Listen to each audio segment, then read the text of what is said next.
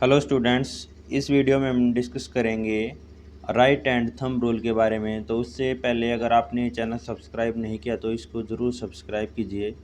तो चलिए स्टार्ट करते हैं। Right and thumb rule. देखिए, राइट एंड थंब रूल वो रूल है जो किसी भी स्ट्रेट कंडक्टर के चारों ओर जो भी मैग्नेटिक फील्ड होगी उसको बताने के लिए यूज़ होता है। तो देखिए, इसके अकॉर्डिंग क्या है कि अगर हमारे पास कोई भी स्ट्रेट कंडक्टर है इस तरीके से और उसके अंदर एक जो करंट फ्लो कर रहा है उसको हम मान लेते हैं कि उसके अंदर आई करंट फ्लो कर रहा है। तो जो ये रूल है वो ये कहता है कि अगर हम इस कंडक्टर को अपने हाथ में इस तरीके से पकड़े कि जो हमारा थंब होगा वो करंट की डायरेक्शन में होगा। तो देखिए यहाँ पे ये जो थंब है ये करंट की डायरेक्शन में इधर है, इस तरीके से करंट फ्लो कर रहा है। तो जो हमारा थंब है वो करंट की डायरेक्शन में है। तो इस स्ट्रेट कंडक्टर के चारों ओर एक मैग्नेटिक फील्ड होगी और वो जो मैग्नेटिक फील्ड होगी उसकी जो डायरेक्शन होगी वो हमारी ये जो फिंगर कर्वेचर है इसकी डायरेक्शन के अकॉर्डिंग होगी।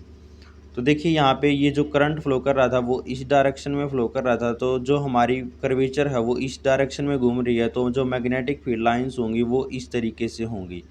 यहाँ पर ये इस तरीके से हमारी मैग्नेटिक फील्ड लाइंस होंगी। मैं इस फिगर पे दिखा देता हूँ कि जो करंट है वो इस डायरेक्शन में फ़्लो हो रहा है। तो जो मैग्नेटिक फील्ड लाइंस होंगी वो इसके अराउंड एक सर्कल बनाएंगी और जो उसकी डायरेक्शन होगी वो इस तरीके से होगी।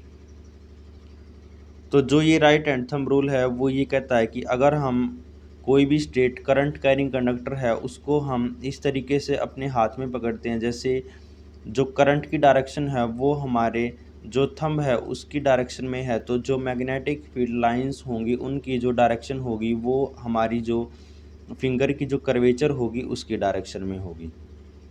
तो अब इसकी जो डेफिनेशन हम वो देख लेते हैं।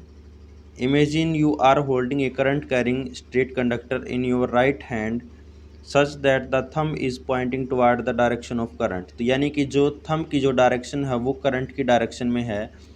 Then the fingers wrapped around the conductor gives the direction of magnetic field. यानी कि जो उंगलियां हैं, जो फिंगर्स हैं, उनकी जो डायरेक्शन होगी वो मैग्नेटिक फील्ड की डायरेक्शन को बताएगी। तो ये यहाँ पर हमारे पास राइट हैंड थंब रूल होता है। अब हम डिस्कस करेंगे magnetic field due to a straight conductor, यानी कि स्ट्रेट कंडक्टर की वजह से मैग्नेटिक फील्ड डिस्कस करेंगे। तो देखिए, जहाँ पर भी स्ट्रेट कंडक्टर होगा, हमने यहाँ पर ये जो केस लिया है इस तरीके से, तो ये यहाँ पे हमने जो केस डिस्कस किया है यहाँ पे ये स्ट्रेट कंडक्टर का केस ही डिस्कस किया है। तो इसकी मैग्नेटिक फील्ड किस टाइप की होगी तो उसको हम देखते हैं। It can be represent by concentric circle at every point on conductor. यानी कि जो भी हमारे पास एक कंडक्टर होगा इस तरीके से, उसकी जो मैग्नेटिक फील्ड होगी उसका जो उसको हम डिनोट करेंगे इस तरीके से, सर्कल से हम उसको डिनोट करेंगे। और जो उसका सर्कल का जो सेंटर होगा वो हमारे पास से ये जो कंडक्टर है वहाँ पर होगा। इस तरीके से जो होगी वो मैग्नेटिक फील्ड यहाँ पर होगी।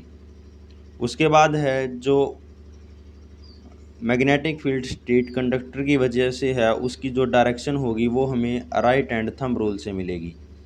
तो राइट हैंड थंब रूल को हमने ऊपर डिस्कस किया कि कभी भी स्ट्रेट कंडक्टर होगा उसके अंदर करंट फ्लो कर रहा होगा तो जो मैग्नेटिक फील्ड की डायरेक्शन बताएगा वो राइट हैंड थंब रूल बताएगा। उसके बाद ये है circles are close near the conductor, यानी कि जो कंडक्टर है उसके पास जो सर्कल होंगे वो क्लोज होंगे। तो देखिए यहाँ पे ये जो सर्कल हैं ये क्लोज सर्कल हैं। Circles are closer near the conductor, तो जो सर्कल्स होंगे वो जो कंडक्टर होगा उसके नियर होंगे। उसके बाद ये है कि जो मैग्नेटिक फील्ड होगी वो डायरेक्टली प्रोपोर्शनल होगी स्ट्रेंथ ऑफ करंट के, यानी कि जितना कंडक्टर के अंदर करंट होगा उतनी ही ज़्यादा मैग्नेटिक फील्ड होगी। नेक्स्ट है कि जो मैग्नेटिक फील्ड होगी वो इन्वर्सली प्रोपोर्शनल होगी डिस्टेंस फ्रॉम द कंडक्टर। यानी कि अगर हमारे पास कोई इस तरीके से कंडक्टर है तो यहाँ पे मैग्नेटिक फील्ड इस पॉइंट पे स्ट्रॉन्ग होगी, उससे अगर दूर जाएंगे तो वहाँ पे कम होती जाएगी। इस तरीके से इन्वर्सली प्रोपोर्शनल होगा। जितना ज़्यादा कंडक्टर से डिस्टेंस होगा उतनी ही मैग्नेटिक फील्ड है वो वहाँ पर वीक होती जाएगी। उसके बाद हमारा जो नेक्स्ट टॉपिक आता है वो आता है सोलेनोइड। देखिए सोलेनोइड क्या होता है।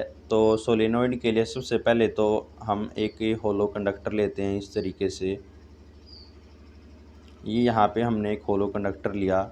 अगर इस होलो कंडक्टर के ऊपर हम एक वायर की जो वाइंडिंग है वो कर देते हैं, तो उससे जो ये, अगर हम इसके ऊपर कुछ इस तरीके से हम एक वायर की वाइंडिंग करें हेलिकल फॉर्म में, तो उससे जो भी अरेंजमेंट फॉर्म होगा उसको हम सोलेनोइड कहेंगे। तो ये जो है ये हमारे पास एक सोलेनोइड है।